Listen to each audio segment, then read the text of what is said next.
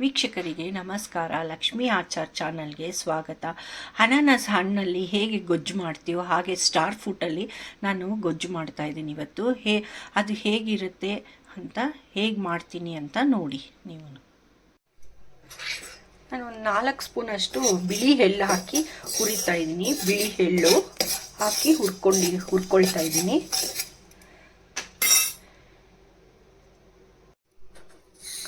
ಒಂದು ಚಿಕ್ಕ ಸ್ಪೂನಲ್ಲಿ ಮೆಂತ್ಯ, ಒಂದು ಅರ್ಧ ಸ್ಪೂನ್ ಜೀರಿಗೆ,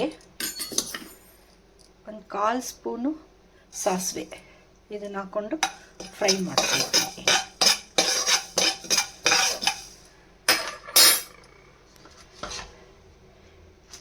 ಬೇಡಿಗೆ ಮೆಣಸಿನ್ಕಾಯಿ, ಕೆಂಪು ಮೆಣಸಿನ್ಕಾಯಿ ಒಂದು 3 ತೊಗೊಂಡಿದ್ದೀನಿ.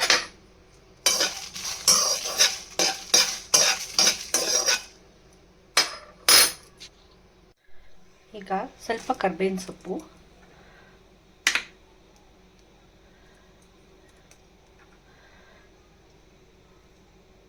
ಡ್ರೈ ಕೊಕೊನೆಟ್ ಪೌಡರ್ ಹಾಕ್ತಾ ಇದ್ದೀನಿ. ನಾನು 1 ಕಪ್ ಅಷ್ಟು ಇದರಲ್ಲಿ ತೊಗೊಂಡಿದ್ದೀನಿ. ನಿಮ್ಗೆ ಎಷ್ಟು ಬೇಕೋ ಅಷ್ಟು ತೊಗೋಬೋದು. ಗೊಜ್ಜು ಎಷ್ಟು ಬೇಕೋ ಅಷ್ಟು ಮಾಡ್ಕೊಳ್ಳೋಕ್ಕೆ.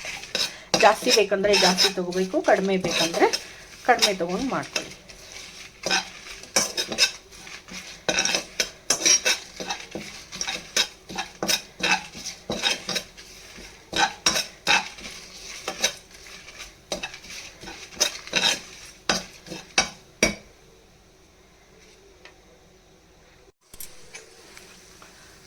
ಮೂರು ಸ್ಪೂನು ಉದ್ದಿನಬೇಳೆ ತೊಗೊಂಡಿದ್ದೀನಿ. ಅದನ್ನು ಚೆನ್ನಾಗಿ ಹುರ್ಕೊಳ್ಳೋಣ.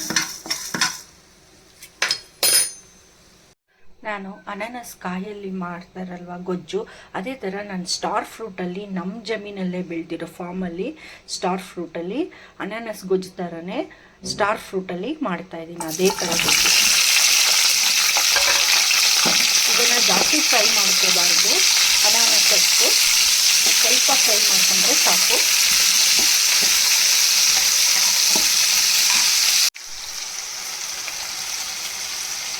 ಒಂದು ಸ್ಪೂನು ಹುಣಸೆಹಣ್ಣು ನೆನೆಸಿಟ್ಕೊಂಡಿರೋದು ಹಾಕ್ತಾ ಇದ್ದೀನಿ.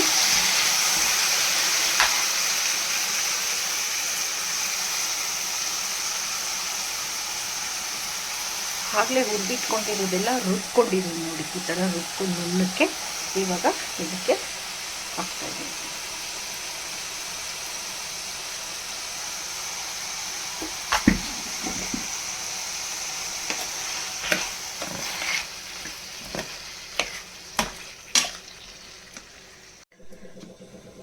ಒಂದು ಅರ್ಧ ಸ್ಪೂನಷ್ಟು ಹಿಂಗೆ ಹಾಕ್ತೀನಿ.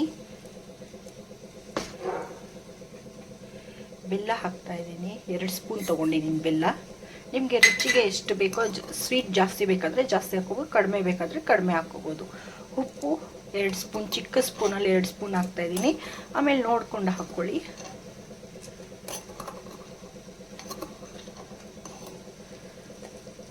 ನಾವು 1 ಗ್ಲಾಸ್ ನೀರು ಹಾಕಿ, ಒಂದು ಸ್ವಲ್ಪ ದೊಡ್ಡ ಗ್ಲಾಸಲ್ಲೇ ನೀರು ಹಾಕಿ ಬೇಯಿಸ್ತಾ ಇದ್ದೀನಿ. ನಿಮ್ಗೆ ಎಷ್ಟು ಗಟ್ಟಿ ಬೇಕೋ ಅಷ್ಟು ನೀರು ಹಾಕ್ಕೊಂಡು ಬೇಯಿಸ್ಕೊಳ್ಳಿ. ಆದರೆ ಈ ಹೋಳು ಮಾತ್ರ ತುಂಬ ನುಣ್ಣಕ್ಕಾಗಬಾರ್ದು. ಫ್ರೈ ಜಾಸ್ತಿ ಮಾಡ್ಕೋಬೇಡಿ.